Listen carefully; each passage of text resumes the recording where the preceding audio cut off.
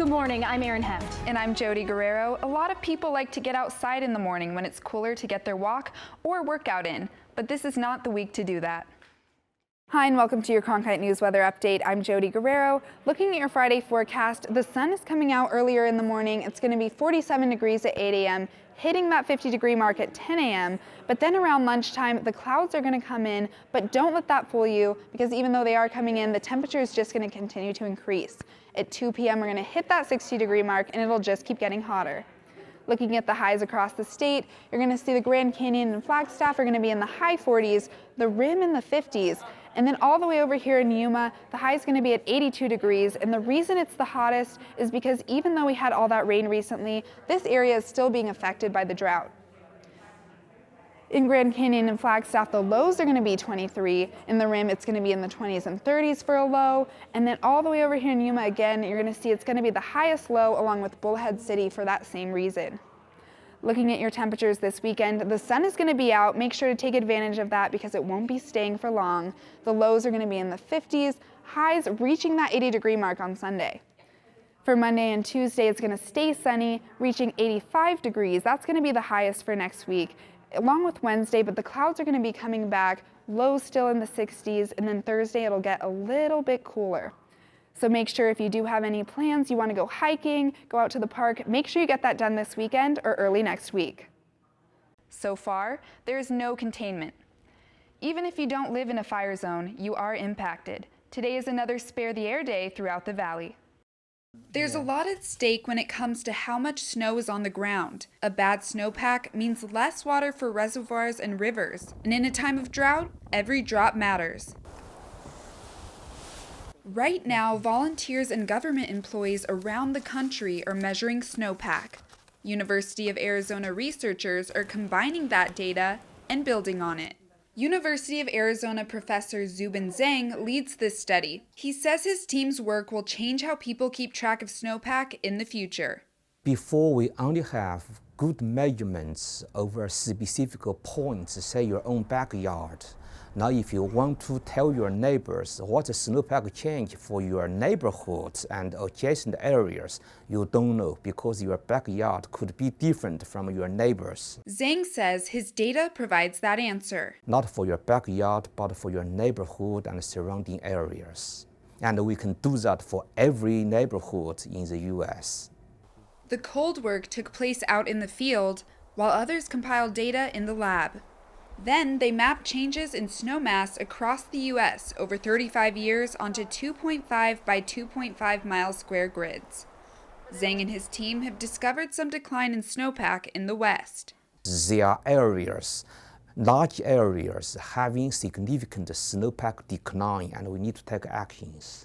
The team has been collecting snowpack data since 1981. Zhang says there hasn't been a decline in snowpack in the eastern U.S. Most of the areas do not see the significant decrease. But there is enough decline in areas in the West. If you add them up, it's the same size as South Carolina. Associate research scientist Patrick Broxton says they often use creative technology for measurements. A number of my colleagues are working with drones, and we just thought it would be a good way to measure snow depth because they're using it for similar types of purposes. These researchers are so passionate about their studies because their findings could help predict changes in the water cycle and climate change. Here in Arizona, snowmass directly impacts the Colorado River. Less snowpack means less water through the Colorado River. That means less water for Arizona. While the snow may look deep, the trends over years are what really tell the true story of snow. In Tucson, Jodi Guerrero, Cronkite News. And Jodi Guerrero is back with us for weather, and I'm just glad that it finally warmed up. Oh, I am so with you. It's crazy to think that it was snowing last week. I know, the sun is back and I am ready to get my tan on. I don't know about you guys. I'm with you, yes. Yes. Estos migrantes llegaron después de un largo viaje. Un autobús del Servicio de Inmigración los trasladó a esta iglesia en Phoenix. Muchos de ellos están agotados. Angélica Ortiz de la organización 100 Angels ayuda a atender a los migrantes. Ella dice que ve muchas de las mismas dolencias. Deshidratación, tienen mucho dolor de cabeza, dolor de cuerpo, gripa. 100 Angels ofrece servicios de la salud física, mental y espiritual a los migrantes. Centrar en los hogares de las comunidades más vulnerables y experimentar sus necesidades, para entonces crear soluciones reales y efectivas para mejorar la calidad de vida. Estos migrantes son parte de los más de 800,000 detenidos en la frontera del suroeste del país, según estadísticas de 2019 de Aduanas y Protección Fronteriza. Una familia viajó a través de México, dejando a su hija de 4 años en Guatemala. Cronkite Noticias habló con el padre bajo condición de anonimato debido a su estatus migratorio pendiente. El padre dice que su hija estaba enferma y no tenían atención médica. Los hospitales a veces no tienen ni doctores, nada. Sí. No hay medicinas. ¿No? Para algunos, esta es la mejor atención médica que han recibido. En Phoenix, Jodi Guerrero, Cronkite Noticias. Welcome to your Cronkite News Weather Update. I'm Jodi Guerrero with your Friday forecast. Your day is going to stay pretty cloudy until about midday. You're going to start out in the 60s, slowly creeping up into the 70s at about lunchtime. At 4 p.m., the clouds are going to clear out. It's going to be pretty sunny, and you're going to hit your peak at 76 degrees.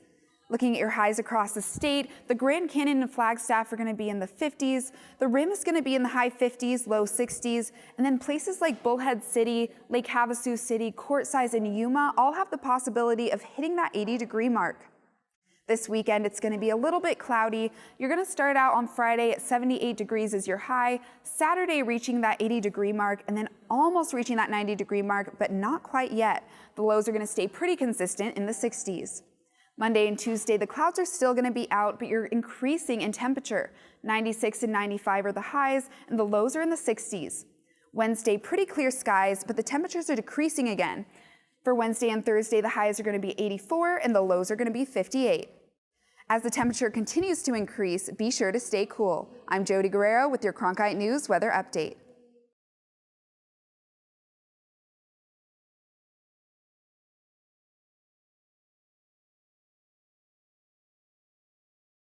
We bring all the medication, the medical professional volunteers, we triage, we assess for an emergency.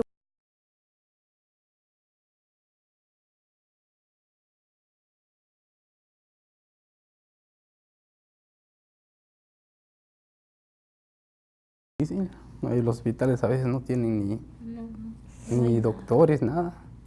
Sí. No hay medicinas. ¿No? If the smoke clears up a bit, you're being encouraged to get outside tonight and take back the streets. Updating the Northern California wildfires this morning, we are awaiting CAL FIRE and the Forest Service to give us the overnight numbers within the hour. This morning, the 22nd annual Lake Tahoe Summit takes place. Area politicians, business leaders, and environmentalists will gather to discuss efforts to keep the lake blue. It starts at 10 o'clock at Sand Harbor State Park on the East Shore. This year's host is Nevada Senator Dean Heller.